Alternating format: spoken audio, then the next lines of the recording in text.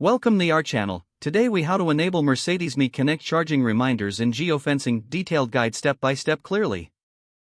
To enable Mercedes Me Connect charging reminders in geofencing, start by opening the Mercedes Me app on your smartphone. Log into your account if you haven't done so already. Once you're logged in, navigate to the home screen of the app. Look for the Vehicle tab at the bottom of the screen and tap on it. Select your vehicle from the list that appears. Next, scroll down to find the charging section.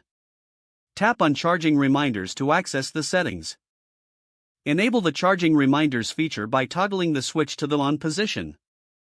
You will now see options to set specific times for charging reminders. Select your preferred time for receiving notifications. After setting the reminders, return to the main vehicle settings menu. Now, locate the geofencing option within the same settings area.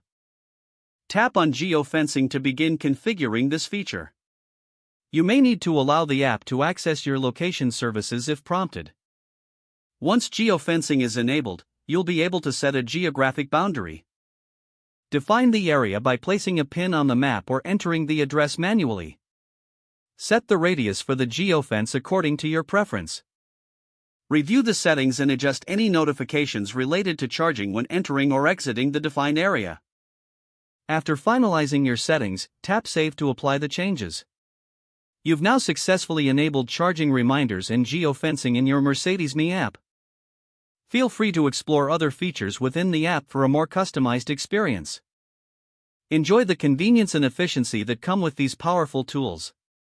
If the page does not load, refresh the browser or try again in a private or incognito window. Make sure you are using the correct email address, then retype it carefully to avoid small typos. If your password is not accepted, use the reset option and create a new strong password you can remember.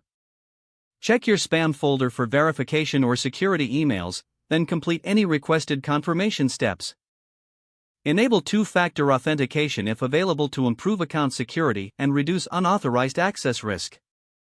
After signing in, review your profile details so your contact information and settings are accurate and current. Don't forget to like this video and subscribe to our channel for more step-by-step tech guides.